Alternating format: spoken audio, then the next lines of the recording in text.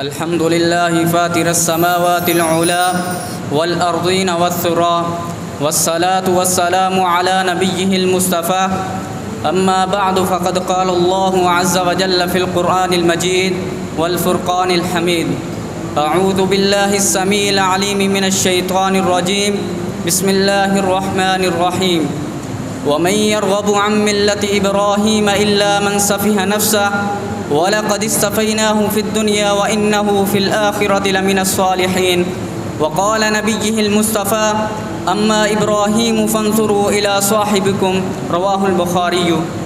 معزز سامعین کرام، نوح علیہ السلام کی 3000 سال بعد چشم فلک نے وہ منظر بھی دیکھا کہ ایک بت فروش کے گھر میں ایک وجیح چہرے نے آنکھ کھولی جس کی شریست میں احترام آدمیت کوٹ کوٹ کر بھری ہوئی تھی، جس کی فطرت میں شکرانے نعمت کا عظیم ولولہ تھا، جس کی جبلت میں حق سچ کی تمیز تھی، جو اپنے کندھے پر توحید کا تغمہ سجائے ہوئے اپنے باپ کے بعد بابل کی گلیوں میں بتوں کی گردنوں میں رسی ڈالے ہوئے اس انداز سے ہنکری لگاتا کہ اے لوگوں، خود ساختہ لوگلے لنگڑے اندھے کانے بہرے اور گونگے خدا خریدنے ہیں تو مجھ سے خرید لو۔ اس شخصیت کا اسم گرامی حضرت ابراہیم علیہ السلام ہے۔ حضرت ابراہیم علیہ السلام خلیل اللہ کے لقب سے ملقب، نخانہ قرب و بلا میں ڈنکے کی چوٹ پر ببانگ دول صاف شفاف لفظوں میں مگر احترام کو ملحوظ خاطر رکھتے ہوئے واشگاف اعلان کر دیا، یا ابت لم تعبد ما لا يسمع ولا يبصر ولا يغني عنك شيئا۔ اگر چاہوں تو نقشہ کھینچ کر الفاظ میں رکھ دوں،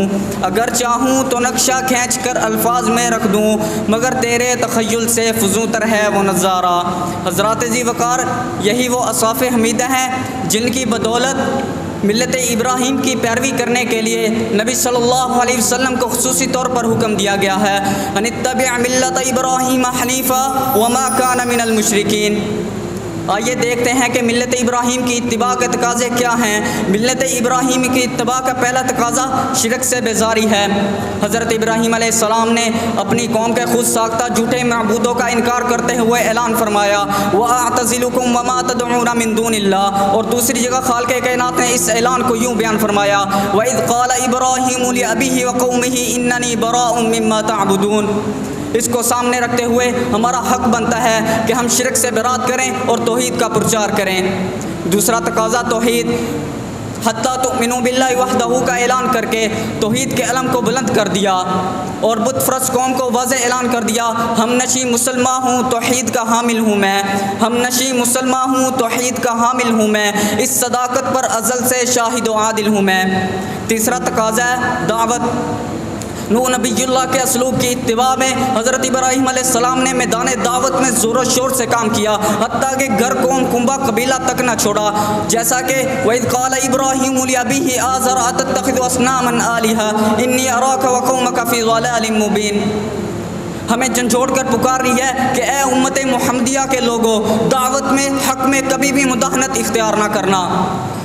چوتھا تقاضا ہے والدین سے حسن سلوک کرنا، باپ کی دعوت سے انحراف کرنے کی وجہ اور لئن لم تنتہی لارجمنک واہجرنی ملیہ کی دھمکی سن کر طیش میں نہیں آئے، بلکہ اپنے باپ سے احسن انداز میں پیش آئے اور یا ابتی کے الفاظ کے ساتھ اپنے باپ سے خطاب کرتے رہے۔ حاضرین مجلس، اگر کوئی بندہ دعوت کے میدان میں کام کرنا چاہتا ہے تو حضرت ابراہیم علیہ السلام کو اپنے لیے آئیڈیل اور نمونہ بنائے۔ پانچواں تقاضا اطاعت، اذ قال له ربه اسلم قال اسلمت لرب العالمین کہہ کر سر خم تسلیم کر دیا۔ یہ فیضان نظر تھا یا کہ مکتب کی کرامت تھی، یہ فیضان نظر تھا یا کہ مکتب کی کرامت تھی، سکھائی کس نے اسماعیل کو آداب فرزندی۔ چھٹا تقاضا ہے ہجرت۔ خلیل اللہ نے اللہ کے دین کی تبلیغ کرتے ہوئے اپنے باپ کی دھمکیوں کو برداشت کیا، اپنی قوم کے آگ میں جلانے کو برداشت کیا، حتیٰ کہ مجبور ہو کر انی مہاجرن الی ربی کی صدا لگاتے ہوئے اللہ کے راستے میں ہجرت کی۔ ساتواں تقاضا صبر۔ ابراہیم کا خداوندن نے بابل کی تکفیر و تنکیر پر صبر و اس بات سے ڈٹے رہنا اس بات کا تقاضا کرتا ہے کہ ہم بھی کفر کے مقابلے میں سینہ سپر ہو جائیں اور اس پر آنے والے مصائب و مشکلات پر صبر و استقامت سے ڈٹے رہیں۔ آٹھواں تقاضا ہے صدق۔ سچائی کو دامن کو اس طرح تھاما کہ اللہ تعالیٰ نے قرآن میں یوں گواہی دے دی، وَاذْكُرْ فِي الْكِتَابِ إِبْرَاهِيمَ إِنَّهُ كَانَ صِدِّيقًا نَبِيًّا۔ نوواں تقاضا ہے توکل علی اللہ۔ جب قوم نے آگ میں پھینکا تو اس وقت بھی حسبنا اللہ و نعم الوکیل کا نعرہ بلند کیا۔ اگر آج بھی ہو ابراہیم سا امام پیدا، اگر آج بھی ہو ابراہیم سا امام پیدا، تو آگ کر سکتی ہے انداز گلستان پیدا۔ 10واں تقاضا ہے مہمان نوازی۔ اللہ کے عظیم پیغمبر میں خدمت خلق اور مہمان نوازی کا جذبہ اس قدر تھا کہ رب کائنات کو قیامت تک کے لیے قرآن مجید میں سرٹیفکیٹ جاری کرنا پڑا۔ فما لبث ان جاء بعجل حنیذ، اور نبی صلی اللہ علیہ وسلم نے فرمایا کان اول من ضیف الضیف ابراہیم تلک عشرۃ کاملہ۔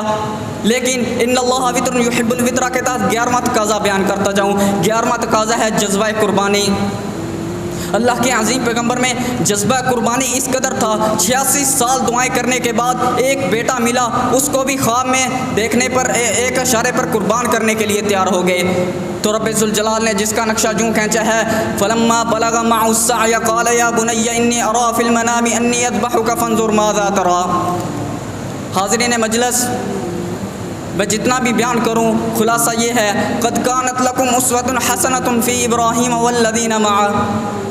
اگر کوئی شخص میدان دعوت میں کام کرنا چاہتا ہے کہ وہ ابراہیم علیہ السلام کو اپنے لیے آئیڈیل اور نمونہ بنائے۔ آج شبابان اسلام کے اندر جذبہ قربانی اس قدر ہونا چاہے کہ اگر ہمیں کشمیری بہنیں مسجد اقصیٰ اور برما کے مظلوم مسلمان پکاریں تو ہم صف اول میں تن من دن قربان کرنے کے لیے ان کے لیے تیار کھڑے ہوں۔ آخر میں ایک شعر کہہ کر اجازت چاہتا ہوں۔ ملت ماشان ابراہیمی اس، ملت ماشان ابراہیمی اس، شہد ما ایمان ابراہیمی اس۔ والسلام علیکم۔